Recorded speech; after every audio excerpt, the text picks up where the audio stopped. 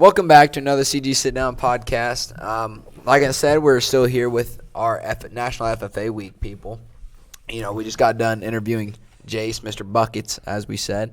And today we got Mimi and Sage sitting on with us. I don't know if Mimi's going to do much talking. She's just kind of here to hang out. She's kind of shy, so don't be angry if she doesn't talk that much. Yeah, and Sage is here. We're going to talk to her. She's got pretty big roles in our FFA chapter, along with our district. So we're going to talk to her about some of those things. To start us off, I've been kind of asking everybody this question. What is FFA? So FFA is a youth-led leadership organization that we now offer at Canton-Galva, and then there's tens of thousands of members across the country involved in FFA. So we meet at the national level once a year, the state level once a year, and then you meet with your district all the time, and then obviously your chapter's right there in your school. Right. That's really cool. And we talked about it kind of replaced FBLA and stuff like that. But, some people think that we lost things like, the trips and, competitions and stuff like that, which really FFA replaces all of it. You still have speech competitions and, like we talked about in Jace's, which I don't know if that's going to come out before or after this. We had the different contests that most of us has participated in, say, soils or meets judging or ag issues. There's speech competitions too. So, you really learn kind of all those things that you did in FBLA. Yeah, and so everyone who is kind of worried about losing that leadership aspect of FBLA needs to understand that there's things called LDEs within FFA. So that's something that I really enjoy going to. So you do things like speech contests, or one of my favorite LDEs is it's called employability skills, and you do a mock job interview. You make a resume, a cover letter, and then you do a follow-up letter to the interviewers after it, and it's actually just a contest based around how employable you are. Exactly, and I know a lot of people were, pretty upset about losing FBLA, but really we didn't, like you said, we didn't lose that, leadership or, all those qualities that it gave you. They're really all still there with, FFA. They just, present them in sometimes a different way. Instead of talking about, business, you're talking about ag. And then we have those ag business contests that also include the business aspect. Exactly. I think lots of people were really upset because we did have a pretty prominent FBLA chapter within the state, but Miss Austin's super passionate about FFA and has grown the organization within our school tremendously. And I think that those opportunities are still there for those students. Yeah, for sure. And I think we're definitely slowly starting to, have a prominent FFA chapter. And, we're starting to place, like we took our ag issues team to nationals. They didn't actually get to go, but, they went up and, competed in one state. And, those are just slow things that we're starting to, move into being a prominent FFA chapter. And, I think that's something we look forward to, really keeping up in the future. Yeah, so I was a part of the Ag Issues team. That was our first state champion team. And then not only did we take that to state, but we took 2 CDEs to compete at state. Ag Issues being the only one we ended up being state champions in. But that's super cool for just only, we would have been, a second-year FFA chapter to take 3 teams. Last year was second year? Yeah, to take 3 teams to state. We dove in really big within FFA in our school. It's, our location of our school and being so rural, it's, everyone enjoys it. And then just having an ag teacher is good as Miss Austin and is willing to get kids with maybe non-agricultural backgrounds into the classroom. And I did mention that, early. I was, some people think that you maybe have to have something to do with ag, but you really don't. It's kind of like Mimi. She doesn't really have a lot of, connections to ag, but, she's still in it and still involved and, loves, going to these things. And, you don't have to be. You don't have to be involved in anything with ag or anything close to it. And then, like you said, Miss Austin, you guys will see when we bring her on here she gets free time. She's just so passionate about, everybody succeeding and, making impersonations on people and, changing lives. So having somebody care like that for your program and stuff really helps you and, is good for everybody to have someone like her in her life. But anyways. Moving on to the next question. So what made you want to do FFA? So this is kind of a funny question for me because I have a little bit, bigger of a background in FFA. My mom and all of her sisters, she's got 3 sisters, were all super involved in FFA growing up. And then knowing that it wasn't something in our school, I even looked at, going to McPherson since my mom teaches there because I knew FFA was something I really wanted to be a part of because it's just been such a, big part of my family history. My aunt actually has got a pretty cool role at the K-State to work with the state of Kansas and FFA. And just growing up, being able to go to state convention because she kind of had an in there and stuff, I knew it was something. It didn't matter what I gave up going to Canton-Galva. I knew FFA was something I really wanted to be involved in. So then about our 8th grade summer, rumor got tossed around how we were getting an ag teacher, but they weren't going to add an FFA chapter. And I'm like, what is this? Like, if I'm in the ag classroom, I'm going to the contest, I'm going to convention. So I actually, kind of met with Mr. Dink and then Dr. Anderson over the summer and kind of talked to them, and then got into contact with Miss Austin a little bit before she got here, kind of about like, hey, that just so you know, there's students who want the FFA aspect too. And Miss Austin, of course, completely agreed. It was just kind of getting the admin on board with what was going on and whatnot. And she was kind of somebody that came in. She's younger, so she didn't have a lot of experience coming in, and to start an amazing chapter and have so many people invested in it, she did an amazing job at controlling that too. Yeah, so super funny story about her. She actually, the school she taught at before she came to Canton-Galva, that was her first year teaching, and she started their chapter and then left after a year and came and started our chapter. So she's really only been a second, only had a chapter, an established chapter these past few years she's been here, because she started both chapters that she went into her school. So I think anyone who can look at that story and be like, wow, she has to be super ambitious about what she's going to do in the program. That's awesome. And then so you do have a kind of a background with a little bit of ag with I don't know if do you count rodeos? Hold on, do you count rodeos a part of ag? Yeah, so livestock, just ranching and then rodeo. Okay. Or cut that out. Okay, so, and then you do kind of have a background in, ag with, you're involved in rodeo and, ranching and cattle. So give us a little rundown on kind of what you do there. So a rundown on the ranching is my family's always raised quarter horses, starting back with my grandpa. And then before my grandpa, his dad was a farmer more per se. He had, pigs and crops and stuff like that. But when it got to my grandpa, my grandpa actually started the rodeo deal. He got on a few bulls, actually broke his back in a car accident, and then decided, the bull riding was over. It was time to find him some good horses to ride. Right. And so then my dad was raised in a rodeo family. My dad started competing in rodeos at a young age. His sister, who wasn't quite as passionate about it as him, was doing the same as well, and then eventually she grew out of it. But obviously my dad never grew out. My older brother, when he started youth rodeoing, and my dad never pushed the bull riding onto my older brother, because my dad had seen the bads of it. My dad had got older. He still has the knee pains and everything. He'd seen the negatives. Yeah. So he never pushed the bull riding. He tried to keep a rope horse under him. Yeah. But that was not what my brother wanted to do. So my brother's actually, rides bulls professionally. He's left for Texas today and flies all across the United States doing that. And I've heard he's killing it, isn't he? Yeah, when he decided he had a dream and he's chasing it, and that's good. That's awesome. Super cool to me. And then I compete in Kansas high school rodeo. So with that, you can go to the Kansas high school state finals. Then you can go on and qualify for nationals even from that. And then I also just do some youth rodeos. You'll see a lot of them in Canton, and then but across the state of Kansas. And then something I'm really hoping to dive into this summer is they're called amateur rodeos, and that's what like the bigger rodeo they have out at Canton is. Right.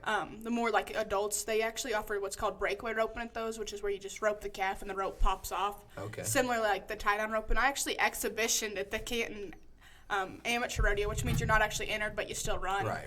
And I actually would have won the rodeo if I was entered. So I've got big goals. I'm hoping to compete at some of them amateur rodeos this summer and kind of start making my way up the ranks to hopefully end up maybe doing what Cash is doing one day. That's awesome. That is really awesome.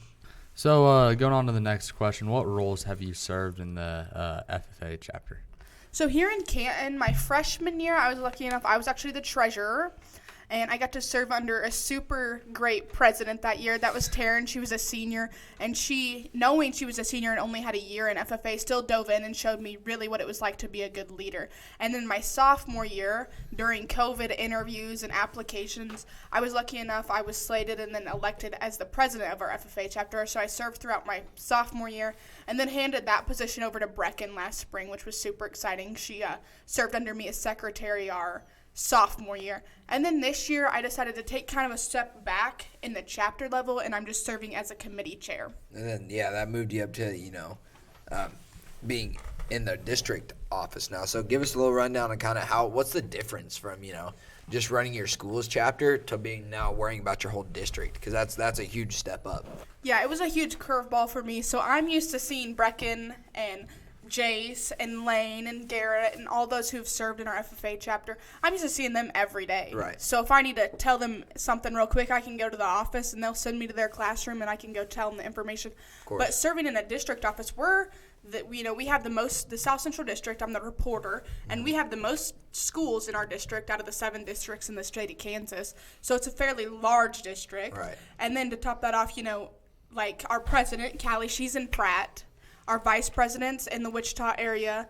Our secretary's in the Wichita area. Treasurer's in the Wichita area, and then me as reporters here at Canton-Galva. And then the next closest and the closest to me is the Sentinel, McKelly, and Marion. So we're kind of all spread out. So it's been finding ways of communication that work for us has been such a learning curve, because not only is COVID a factor, but then also just the fact that we are all so spread out. And so taking on the role of serving such a large area and a large population of people as a district officer, yet still not being able to see those people we've served with super often has definitely been the big difference. And then, what does that, what do those officers do? What do they do for, that district?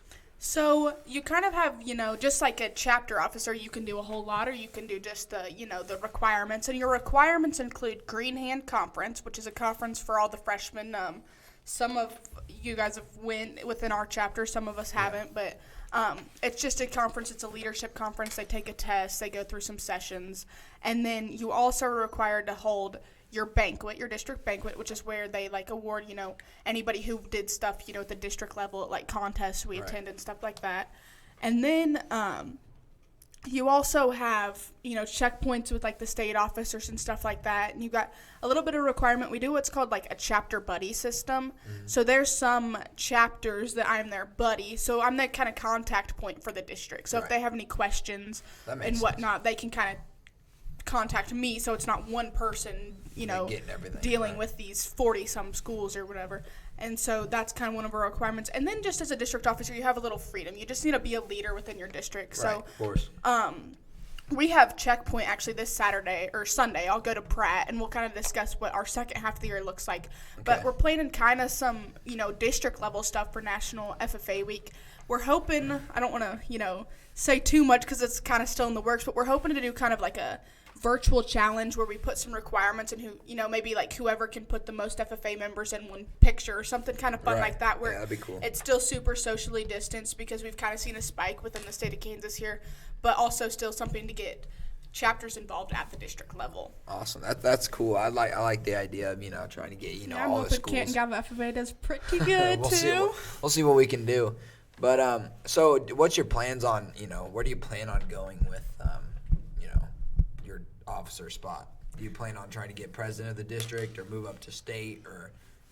So district officer interviews actually just opened yesterday, and so with that I will definitely run again for district office and with the intent of president, but that'll obviously I have really I'm just gonna go in there and interview the best that I can and present myself in that situation, and we'll see. But then after district office, there's, state office, which is still a little uncertain for me just based on, what I decide to do after high school. State office is a really big commitment. That's a year of your life to Kansas FFA, really. And normally you'll attend Kansas State, but you can go to any college, but, you're based right there out of Manhattan. So yeah, what's your plan after high school? You plan on going to K-State, hoping to get picked up by the rodeo team or? So Coach Wynn at K-State's super cool, and I'd love to rodeo for him.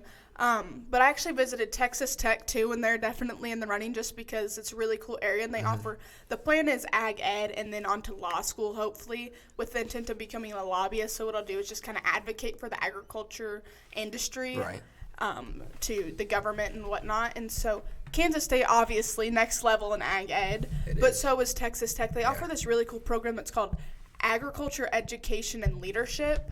And so it's a little bit different than what's at K-State, and it kind of, seems a little more interesting than that to me. But K-State's definitely, family's all Wildcats, so ever since I was little, I was pretty sure I was going to be a Wildcat. So I'm, definitely will go check out K-State, and like I said, I'd love to rodeo for Coach Wynn if I went up there. Right. And if I went up there, state office would definitely be something I'd be interested in. Awesome.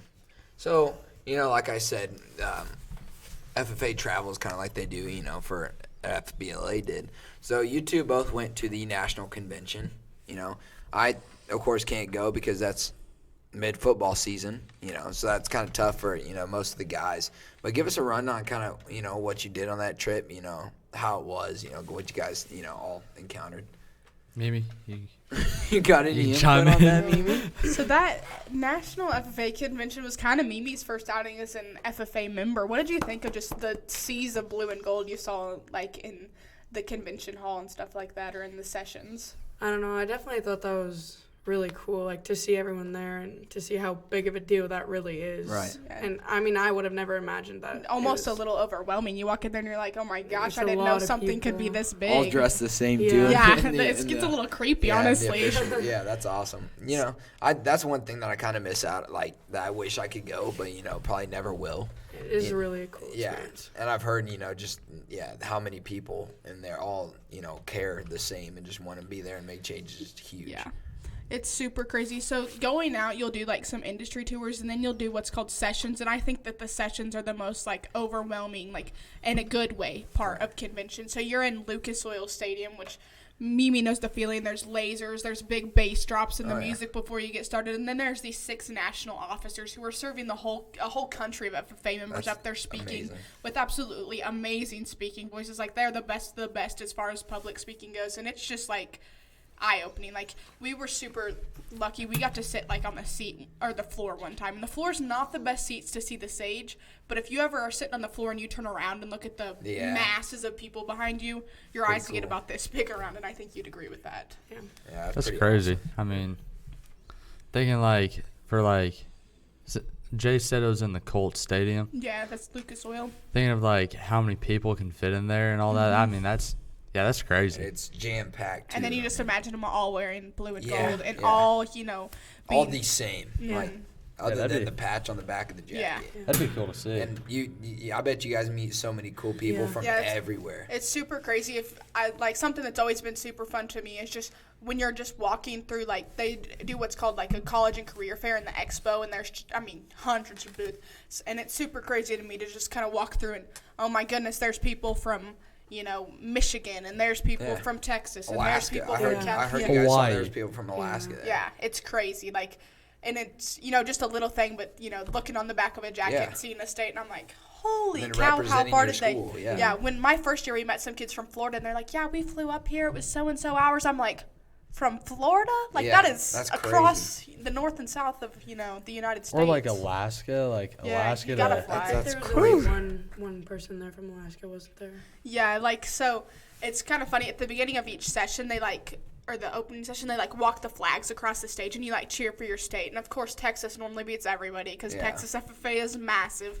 But Kansas is a contender. We're trying. But We're trying growing there. You'll see some of the states, like the smaller states up in the northeast area of the United States that are real quiet, so you'll give a little pity clap for them. But it's really cool to see those flags walk across, and they'll say how many members from each state and how many chapters in each state even too. And Kansas is really lucky. That's good. Yeah. That's awesome. And I know that we're trying to grow our FFAs because it's a huge deal now. Like with the growing numbers in the world of how important ag's going to start to be. I think in just the miscommunications, I'm a little biased, like I've probably showed throughout this podcast. I'm super interested in ag, but just like the misconceptions about Yes, agriculture yeah. with those coming from non-agricultural backgrounds needs to be cleared out because farmers need one job, and that's providing food. Yeah. They don't need to be on Facebook fighting for why they're producing food. Yeah, no, yeah.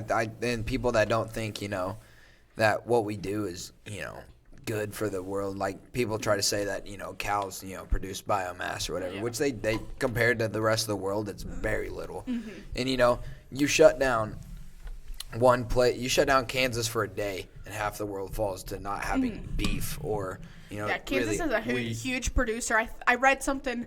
This is kind of weird, but I read something yesterday and heard I think it was 90 some countries that Kansas helps feed. Yeah, everybody. Every last farmer, contributes to somewhere in the world, and it's huge. And the people that don't see that, and are trying to shut it down or, have arguments around it.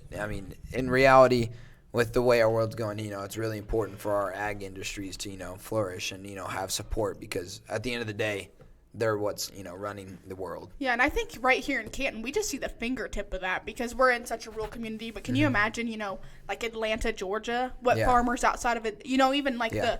we went and met with a guy in Indianapolis. He went by the punk rock farmer. He's on, kind of got a social media platform for himself. But he talked about some of the stuff he faced right there out of Indianapolis. That's crazy. And like I couldn't imagine he had people. He had done some he does some urban farming and they donate so much of their produce back, to try to battle hunger in the Indianapolis area.